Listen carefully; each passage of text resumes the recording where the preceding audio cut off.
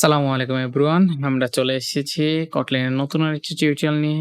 Last টিউটোরিয়ালে আমরা কথা বলেছিলাম প্রাইমারি কনস্ট্রাক্টর নিয়ে। আমরা জানি যে Kotlin এ ২ ধরনের কনস্ট্রাক্টর আছে। একটা প্রাইমারি কনস্ট্রাক্টর, একটা সেকেন্ডারি কনস্ট্রাক্টর। আজকের টিউটোরিয়ালে আমরা দেখব হচ্ছে সেকেন্ডারি কনস্ট্রাক্টর। সেকেন্ডারি কনস্ট্রাক্টর এর জন্য আমি ফার্স্ট অফ অল একটা ক্লাস ক্রিয়েট করে নিই। সেটার নাম দিয়ে দিই ধরেন যে ফ্রুট, ফ্রুট। ক্লাস ক্রিয়েট করে আমরা চাইলে যদি প্রাইমারি কনস্ট্রাক্টরটা ক্রিয়েট করে ফেলি, আমরা চাইলে প্রাইমারি কনস্ট্রাক্টর ক্রিয়েট করে দেই। আসলে প্রাইমারি কনস্ট্রাক্টর আর সেকেন্ডারি কনস্ট্রাক্টরের মধ্যে পার্থক্য হচ্ছে সেকেন্ডারি কনস্ট্রাক্টর একাধিক ক্রিয়েট করা যায়, প্রাইমারি কনস্ট্রাক্টর একটাই থাকে এখানে। তো আমরা যদি প্রাইমারি কনস্ট্রাক্টর ক্রিয়েট করি আমাদের ভিতরে ভেরিয়েবল ক্রিয়েট করার দরকার নেই। প্রথমে আমরা ভেরিয়েবল ক্রিয়েট করে ভিতরে ভেরিয়েবল ক্রিয়েট করে আমরা দেখি মানে ফ্রুট ক্লাসের ভিতরে। var আমরা ধরেন যে আমাদের নেম থাকবে সেটা ডাটা টাইপটা অবশ্যই স্ট্রিং। আমরা ভেরিয়েবল আপাতত নাল রাখি, ভেরিয়েবল ভ্যালু নাল রাখি। দেন var কালার থাকবে আমাদের, যে আমাদের ফ্রুটের কালার থাকবে। এটা হচ্ছে কি স্ট্রিং। দেন আমাদের var হুম ধরেন যে ওয়েট থাকবে EIGHT ওয়েট। এটা থাকবে ধরেন ডবল। দেন এটাকে আমি বলে দিলাম 0.0। ঠিক আছে? আমি ৩ টা ভেরিয়েবল ডিক্লেয়ার করলাম আমাদের ফুড ক্লাসের জন্য। আমি কনস্ট্রাক্টর ক্রিয়েট করব। সেকেন্ডারি কনস্ট্রাক্টরের ক্ষেত্রে প্রাইমারি কনস্ট্রাক্টরের মতো না। সেকেন্ডারি কনস্ট্রাক্টরের ক্ষেত্রে কনস্ট্রাক্টর নামে একটা সিনট্যাক্স আমাদের ইউজ করতে হয়, সেটা হচ্ছে কনস্ট্রাক্টর। এখন এই কনস্ট্রাক্টরের ভিতরে আমাকে কি করতে হবে? আবার কোন ভেরিয়েবল গুলা যাবে ওগুলোকে আমাকে পাঠাইতে হবে। তো আমার কি যাবে? নেম কি? String name. আমি ৩ টা ভেরিয়েবলকে পাঠাবো। দেন আমার কি যাবে? কালার।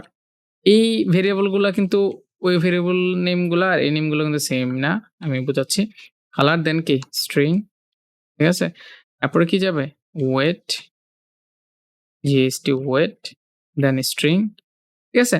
এখন আমার কি করতে হবে? এটার ভিতরে এসে আমার এই কনস্ট্রাক্টর গুলা যাবে। এই কনস্ট্রাক্টর গুলা যাবে, ঠিক আছে? বাট এই ভেরিয়েবল গুলাতে বসবে হচ্ছে কোনগুলা? এই নামগুলা। ঠিক আছে? তাহলে হচ্ছে আমার কি করতে হবে? লাইক আমাকে এখানে দিস বলতে বোঝায় আমাদের যেই ক্লাসের ভিতরে আছে ওই ক্লাসের ভেরিয়েবল গুলো। This dot name equal to কি? আমি যখন কনস্ট্রাক্টরের মাধ্যমে ভেরিয়েবল গুলা ভ্যালু গুলো পাঠাবো, এই নেমের মাধ্যমে এসে এই নেমের মধ্যে আমার বসে পড়বে। ঠিক আছে? এই যে নেমটা কল হইছে, এই কালার হয়ে গেছে। আর আমি এই যে এখন যে নেমটা দিব সেটা হচ্ছে আমার এই যে ফাংশনের মাধ্যমে আসবে বা কনস্ট্রাক্টরের মাধ্যমে আসবে ওই নেমটা।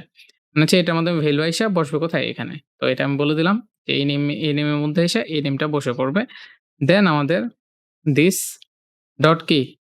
কালার ইকুয়াল টু কি? কালার। আপনি চাইলে কিন্তু ২ টা আলাদা, আলাদা এটা নেম 1, নেম কালার 1, ওয়েট 1 দিয়ে আপনি চেক করতে পারেন চাইলেই। দেন কালার, ঠিক আছে? দেন দিস ডট কি? ওয়েট ইকুয়াল টু কি? ওয়েট। ঠিক আছে? আমি ওয়েটকে পাঠিয়ে দিলাম। আমার ৩ টা জিনিস এখান থেকে চলে গেল। এখানে কি সমস্যা হচ্ছে? যে এখানে ওয়েট ডাটা টাইপটা একটু এরর হইছে। আমি এখানে স্ট্রিং দিয়ে ফেলছি ভুলে, এটা হবে ডবল। ঠিক আছে? তো আমার এই জিনিসটা ভুল হইছে। আর কনস্ট্রাক্টরের ক্ষেত্রে আপনি চাইলে ১ টা প্যারামিটার পাঠাবেন, ২ টা প্যারামিটার পাঠাবেন, ৩ টা প্যারামিটার পাঠাবেন। আপাতত আমি এটা চেক করে নেই যে আসলে এটা কিভাবে কাজ করবে। আমি Kotlin এ চলে আসি। এসে আমি কি করি? এখানে আমি একটা ফাইল ক্রিয়েট করি। করে আমি এখানে দিয়ে দেই এটার নাম ধরেন যে মেইনই দিয়ে দেই। এখানে আমি মেইন ফাংশন ডিক্লেয়ার করে আমি অবজেক্ট ক্রিয়েট করি কার? val f equal to fruit এর আমি একটা অবজেক্ট ক্রিয়েট করি। দেখেন যে আমি এখানে যদি কোনো ভেরিয়েবল না পাঠাই আমাকে এরর দিচ্ছে। আমার অলরেডি মাত্র একটাই কনস্ট্রাক্টর আছে, সেটা কি? এটা। এখানে আমার ৩ টা প্যারামিটার পাঠাইতে হবে। কি?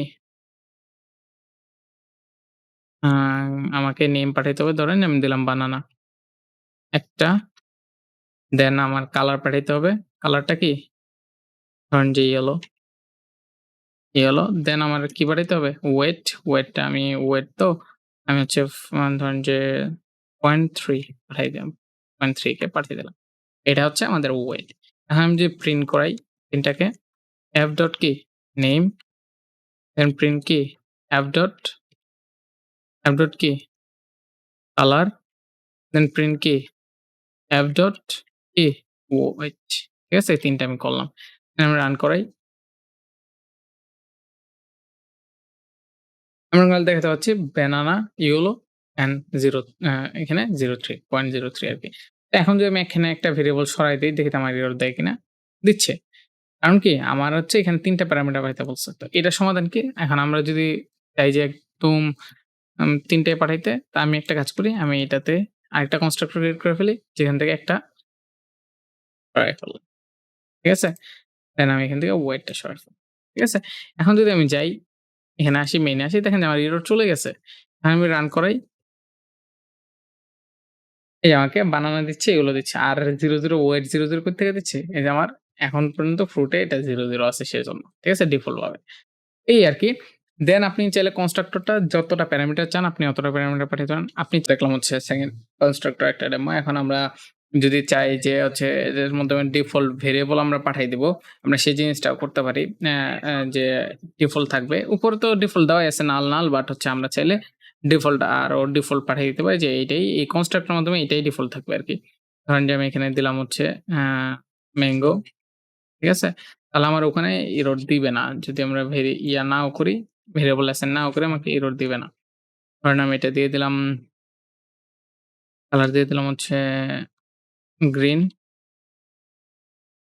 দেন ওয়েট দিয়ে দিলাম হচ্ছে ধরেন 1.2 ঠিক আছে? 1.2 আমি দিয়ে দিলাম। এখানে এরর দিচ্ছে কেন?